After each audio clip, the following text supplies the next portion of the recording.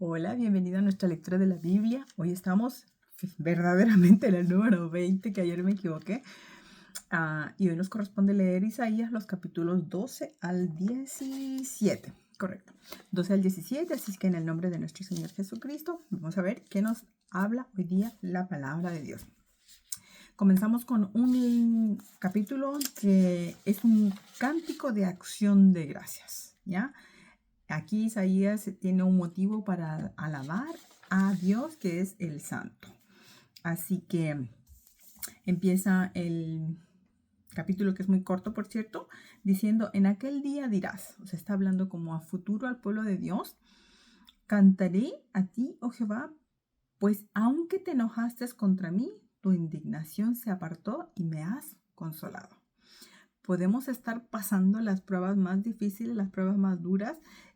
Leímos Job, leímos Salmos en esta semana, leímos inclusive Josué esta semana, ¿verdad? Y vemos que efectivamente hay momentos en los cuales pareciera que Dios como que está en nuestra contra, pero simplemente estamos cosechando a veces lo que sembramos. Pero más sin embargo, aunque Dios se enoje contra nosotros, sus hijos, y llega el momento en que la indignación de Dios se aparta, en que se calma el enojo de Dios y viene y nos consuela. Nos da ese ánimo, esa fuerza, esa ayuda que necesitamos. Y nosotros un día vamos a poder decirlo también, ¿ya? Aunque hoy día nos podamos encontrar en medio de la prueba y de la dificultad, no olvidemos que servimos a un Dios que se goza en la bondad y en la misericordia y en el amor. Y es un salmo muy cortito. El segundo versículo: he aquí, Dios es mi salvación mía, me aseguraré y no temeré. ¿Ya? Entonces, en Él podemos estar seguros, en Él podemos estar confiados. Y voy a terminar, porque es rápido. El versículo 6 dice: regocíjate y canta, oh moradora de Sión, porque grande es en medio de ti el Santo de Israel.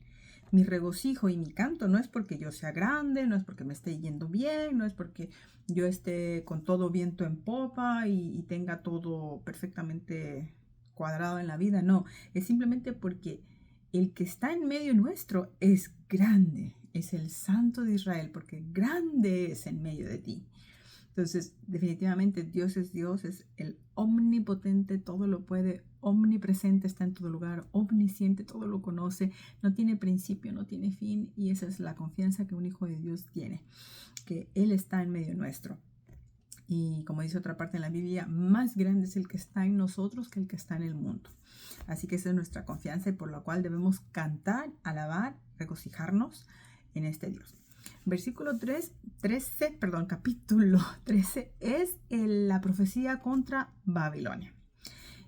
Isaías era un profeta de Dios y él habla sobre la caída de esta gran nación, gran imperio que lo fue en su momento, que hasta nuestros días actuales conocemos los jardines colgantes de Babilonia como una de las 7 maravillas del mundo antiguo. Imagínate, ¿no? Una nación que en su momento fue el gran imperio babilónico, que todo el mundo en su momento, ¿verdad?, sabía de esta ciudad, y fue revelada a Isaías. Y dice el versículo 3: yo mandé a mis consagrados, asimismo llamé a mis valientes para mi ira, a los que se alegran con mi gloria. Dios en todo momento tiene gente que de verdad está consagrada a Él, gente que le sirve a Dios, ¿ya? Y también tiene gente que Él sabe que son valientes para hacer lo que Dios les manda. Y muchas veces Dios a esos consagrados y a esos valientes los llama para su ira de Él, ¿ya? A los que se alegran con mi gloria, no que se alegran en hacer su propia voluntad, sino en que sea Dios glorificado, y son capaces de ir a trabajar cuando Dios está enojado para hacer cumplir la voluntad de Dios. Dice el versículo 11: y castigaré al mundo por su maldad y a los impíos por su iniquidad, y haré que cese la arrogancia de los soberbios y abatiré la altivez de los fuertes. Estas son las cosas que Dios detesta: la maldad, la impiedad, perdón, la iniquidad, la arrogancia de la gente soberbia y la altivez de la gente que es fuerte, ¿no? Delante de Dios, mayor fuerte. Y estas cosas Dios las castiga. Definitivamente, a veces delante de nuestros ojos vemos personas así, que pareciera que están prosperando, que todo les va tan bien, mas sin embargo, esto era una profecía que estaba dando Isaías y venía de parte de Dios y que se iba a cumplir. ¿Y se cumplió? Claro que se cumplió. ¿Cómo se conocía si un profeta era verdadero? Era porque lo que decía se cumplía. Y fíjate lo que dice, por ejemplo, aquí en el versículo, vamos a ir al versículo número 17. He aquí que yo despierto contra ellos a los medos, que no se ocuparán de la plata ni codiciarán oro. Y efectivamente, si uno estudia historia a la par de la Biblia, uno se da cuenta que el imperio babilónico cayó por los medos. Y que no eran sus vecinos, no eran nadie cerca, sino que Dios dijo que traería de lejos, ¿ya? A estas gentes, a este pueblo, para venir a derrotar a Babilonia. Y efectivamente así fue. También vemos aquí que habla de esta Babilonia, dice el versículo 19, y Babilonia, hermosura de reinos y ornamento de la grandeza de los caldeos, será como Sodoma y Gomorra, a las que trastornó Dios. Versículo 22, en sus palacios ahuyentarán hienas y chacales, en sus casas de deleite, y cercano a llegar está su tiempo, y sus días no se alargarán. Qué increíble es que hasta el día de hoy, en nuestros tiempos, esto que fue en un tiempo la Gran Babilonia sigue desierta. Esos jardines colgantes de Babilonia son como un museo al aire libre, nada más, donde la gente va y pueden llevarlos a pasear en camellos allá en medio del desierto, y qué bonitos están y la maravilla del mundo, pero nadie vive ahí. Y Dios lo predijo en su palabra. Dios lo predijo que no iba a volver a ser ocupada, que nunca se iba a volver a levantar. De hecho, los beduinos en nuestros días, esos nómadas del desierto que andan en camellos y todos tapados, son supersticiosos y creen que ese lugar está maldito. Entonces no se acercan ni siquiera para como pasar la noche y poner ahí sus tiendas. No viven ahí. Y eso Dios lo predijo. Así es la certeza que podemos tener en lo que Dios habla, ¿ya? Y ahora en el siguiente capítulo 14 continúa un poquito hablando sobre esta Babilonia y dice, porque Jehová tendrá piedad de Jacob y todavía escogerá a Israel y lo hará reposar en su tierra, y a ellos se unirán extranjeros y se juntarán a la familia de Jacob. Ahorita no lo vemos en estos tiempos. Vemos a un pueblo de Israel que está en luchas, en peleas, está en guerra. Pero Dios prometió que se van a levantar y también que se iban a juntar a ellos extranjeros. En la fe yo digo ya nos juntamos, porque hemos venido a creer en este israelita judío que fue nuestro Señor Jesucristo en cuanto a su linaje terrenal, ¿verdad? Se habla. Y hemos venido ahora a formar parte por fe de este Israel, ya que dijo que Cristo venía a esos judíos, pero ellos lo habían rechazado. Y ahora Cristo se vuelve a toda la humanidad, a toda la raza humana, para recibirlos en la familia de Dios. Así que se cumple la palabra. En el versículo 4 leemos, pronunciarás este proverbio contra el rey de Babilonia y dirás, como paró el opresor, como acabó la ciudad codiciosa de oro. Es una cosa de asombro ver las ruinas de lo que fue una gran ciudad. Nada más como para pensar, para que hayan logrado el potencial, número 1, económico de pagar por el material que se utilizó para construir los jardines colgantes de Babilonia. Tener la mano de obra y tener la tranquilidad del tiempo que tuvo que pasar para que se lograra esa construcción y se terminara, no quedara a media sin que antes los atacaran, sin que antes los derrotaran y derribaran esa obra, esa construcción. Quiere decir que era inmensamente poderosa la Babilonia. Mas, sin embargo, hoy es un proverbio, un dicho para ellos en esa parte del mundo. ¿Cómo paró el opresor? ¿Cómo acabó la ciudad codiciosa de oro? Porque los babilonios, ellos lo que querían era amasar oro. Por eso dice que cuando llegaran los medos a atacarla, no se iban ahora a dejar llevar o se iban a ocupar ni de la plata, ni codiciarían ese oro de Babilonia. Dice el versículo 5 aquí en el capítulo 14, quebrantó Jehová el báculo de los impíos, el cetro de los señores, el que hería a los pueblos con furor, con llaga permanente, el que se enseñoreaba de las naciones con ira y las perseguía con crueldad. Entonces, aquí vemos por qué Dios los estaba castigando. Porque habían sido impíos, como en su señorío que tenían en su reinado, habían sido completamente faltos de temor, de obediencia a Dios. Y a los pueblos que conquistaban no eran buenos con ellos, sino que eran completamente furiosos, salvajes contra ellos. Por eso dice que los herían a los pueblos con furor. Esta Babilonia eran bastante sanguinarios y se enseñoreaban de las naciones con ira. No eran buenos reyes sobre las naciones que conquistaban, buscando a lo mejor acuerdo con ellos o tratar bien a sus esclavos, sino que se enseñoreaban con ira de los pueblos que ellos conquistaban y las perseguían, dice, con crueldad. Entonces, todas estas cosas, tal vez en tu vida, a ti te está pasando en este momento, que hay una, entre comillas, una Babilonia que te está persiguiendo, que te está atacando, que está siendo cruel contigo, que está mostrando ira hacia tu parte y que te están persiguiendo con crueldad. ¿Sabe algo? Que Dios tiene el tiempo marcado para terminar con esas personas o con esas entidades. Nada más no desesperes, sino que siempre espera en Dios. De ahí me voy a saltar algo que también me llamó mucho la atención en esta lectura aquí en Isaías 14:12. He leído y he escuchado varias teorías sobre esto. Y empieza, ¿cómo caíste del cielo, oh lucero, hijo de la mañana? Se dice que aquí el profeta está hablando de Lucifer. Por eso dice el nombre lucero de la mañana, que no estaba en sí hablando del rey de Babilonia, porque no se le podía considerar de esta manera.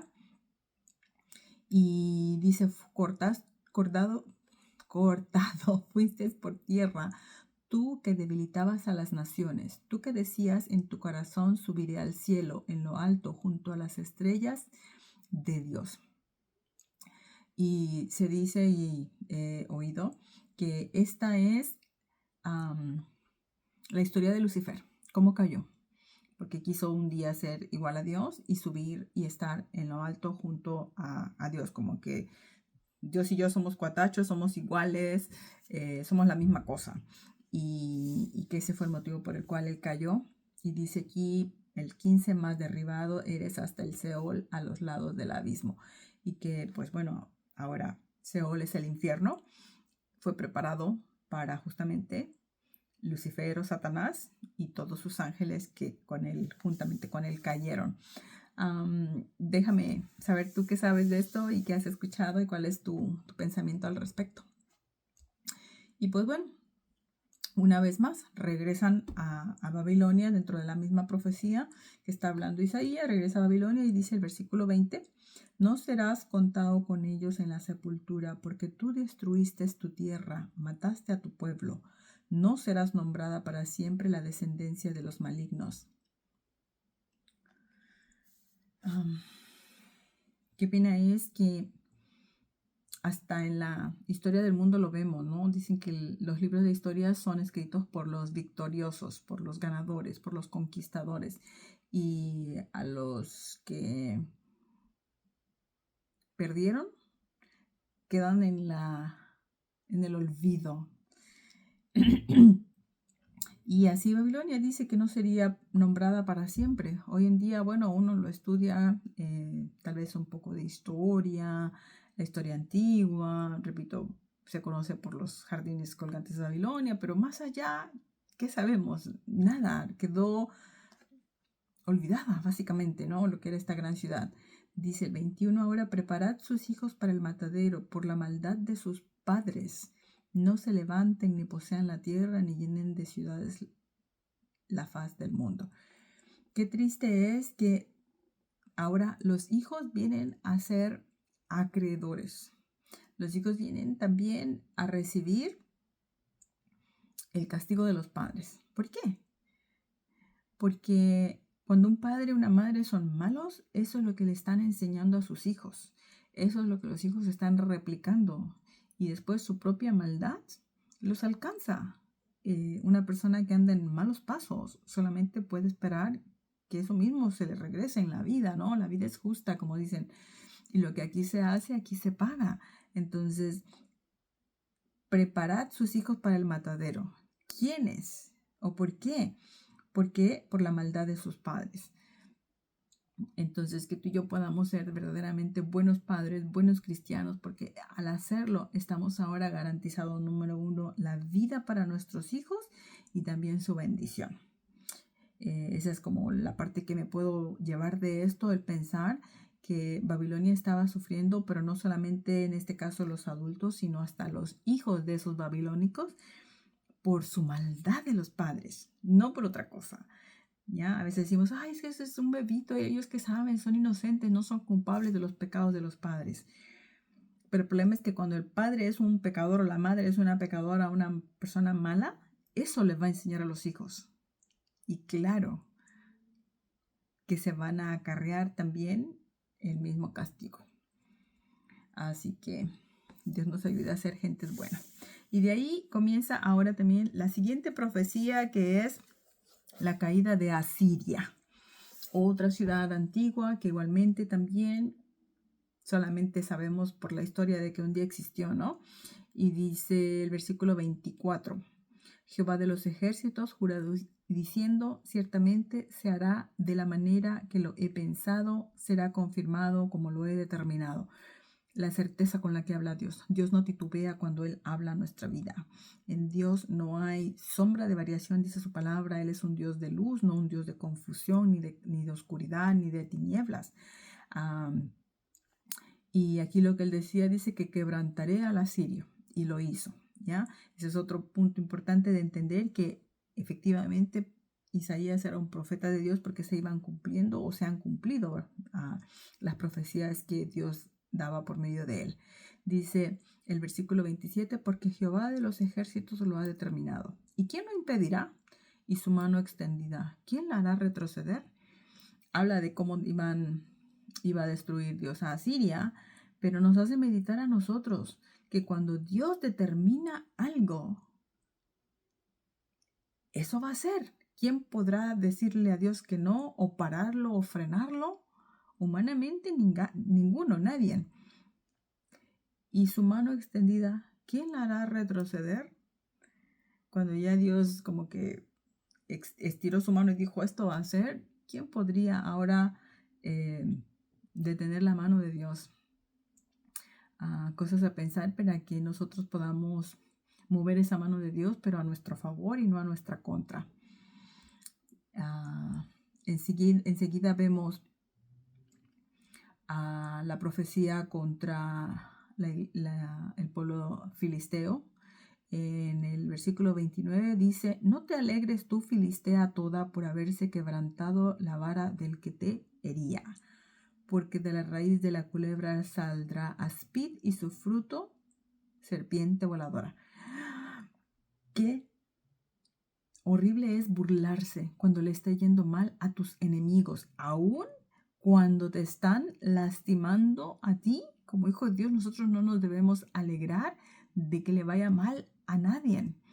Al contrario, Cristo nos enseñaba que debemos amar a nuestros enemigos, que debemos orar por los que nos persiguen y nos ultrajan.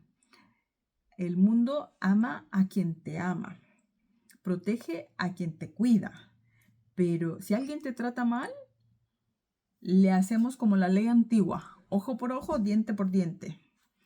El que me ama, lo amo, pero el que no, no espere nada bueno de mí. Mas, sin embargo, aquí Dios dice que le dice al pueblo filisteo, no te alegres tú, Filistea, por haberse quebrado la vara del que te hería, porque le fue mal, porque lo destruí o porque Dios los castigó.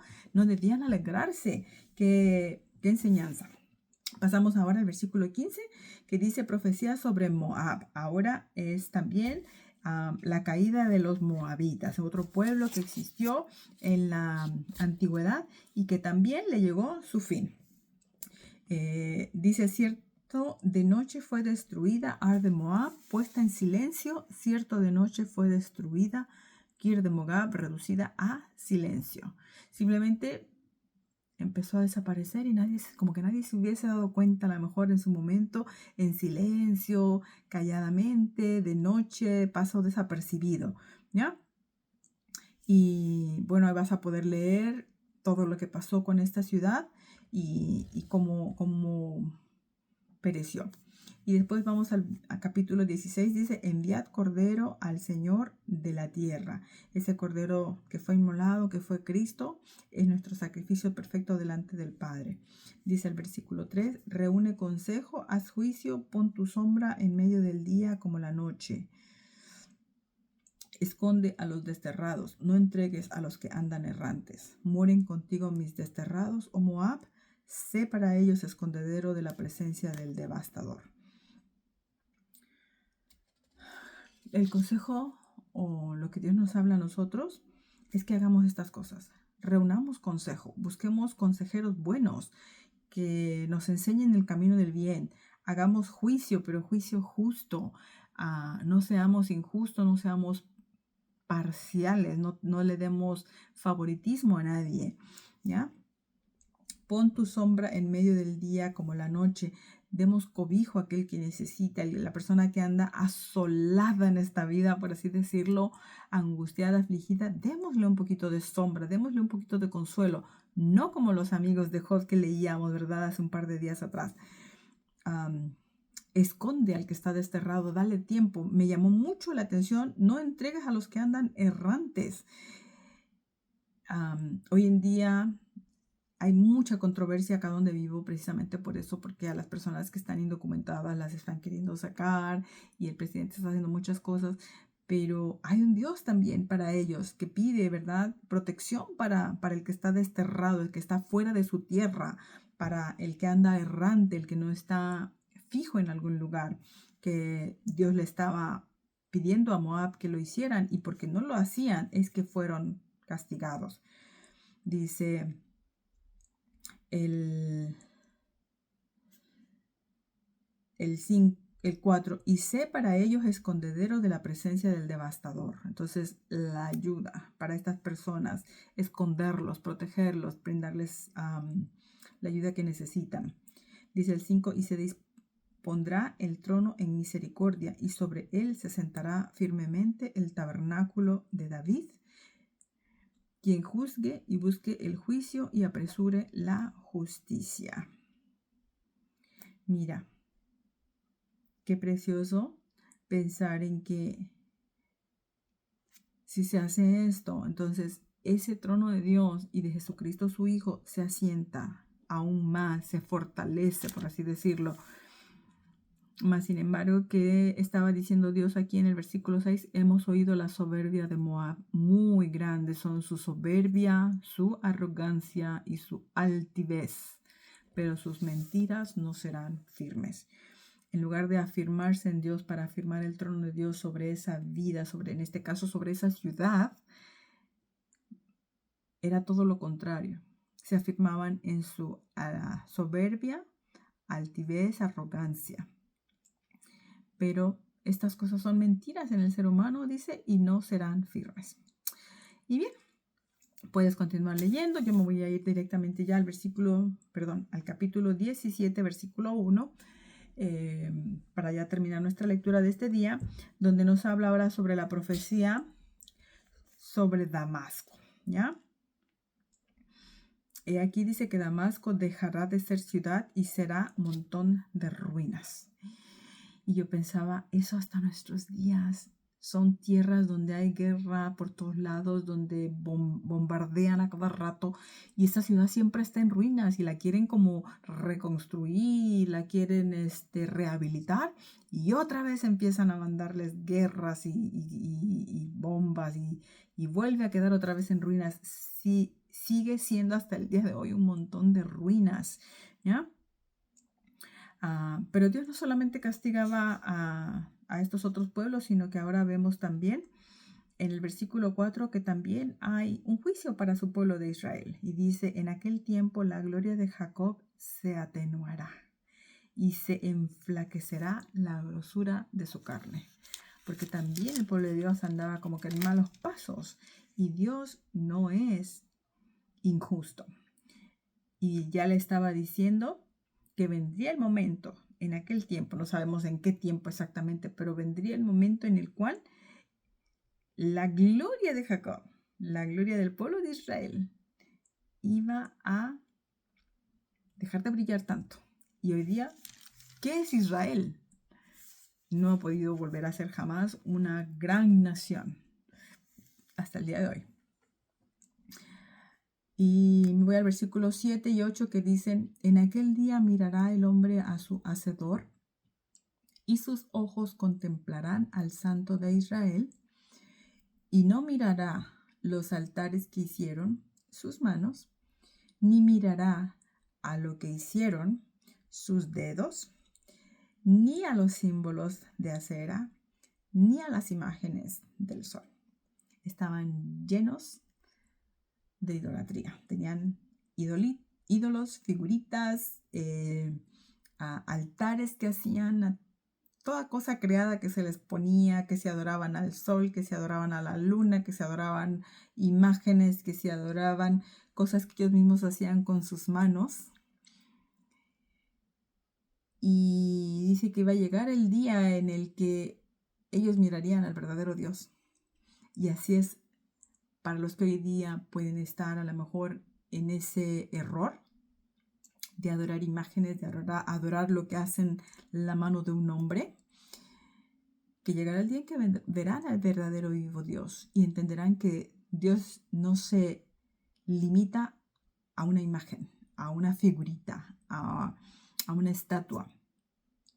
Dice, los símbolos que hacemos a veces, símbolos de acera, dice aquí, y a las imágenes del sol. Hay gente que adora todo tipo de cuestiones creadas y todo tipo de imaginación de su mente, pero llegará el día que Dios se presentará tal y cual es a esas personas y ojalá sea más pronto que tarde para que se puedan salvar. Bien, por mi parte este sería mi pensamiento de lo que pude entender de estos capítulos que se leyeron. Sé que fue una lectura bastante larga el día de hoy, pero que sea de bendición y que el Espíritu Santo de Dios siga hablando a tu vida. Y una vez más te invito a que si te gustaría recibir esta guía del estudio de la Biblia, me lo dejes saber en los comentarios para indicarte cómo lo obtengas. Dios te bendiga y hasta la próxima. Chao.